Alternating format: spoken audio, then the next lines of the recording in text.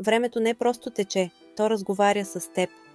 Понякога те спира в миналото, друг път те тласка в неочакван завой или те изстрелва към бъдеще, което вече си готов да изживееш. Новият цикъл в империята е посветен на алхимията на времето.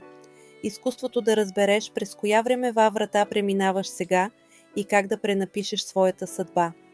Статията «Алхимия на времето» ще ти покаже защо съдбата не е фиксирана, а податлива на осъзнаване и избор. Ще научиш как миналото, настоящето и бъдещето съществуват едновременно, като три потока, които можеш да управляваш. Тестът «Коя времева врата е активна за теб» ще ти разкрие дали сега живееш през енергията на миналото, Беркано, прехода, Райдо или бъдещето, Дагас. Това е ритуална диагностика, не просто отговор, а карта на твоя личен времеви портал. Подредбата Хрономантия е алхимичен инструмент.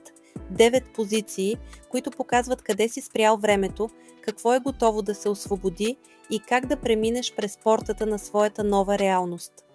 С Таро, руни и Ленорман тя е магически навигатор между миналото, настоящето и бъдещето. Времето не те тества, то ти служи. Когато осъзнаеш, че си алхимикът на времето, съдбата престава да бъде нещо, което се случва, тя става твоето изкуство. Линковете към статията, теста и подредбата са на екраните ви и под видеото само в Телеграм канала. Влез в канала, отвори вратата си и избери през коя времева линия ще преминеш сега.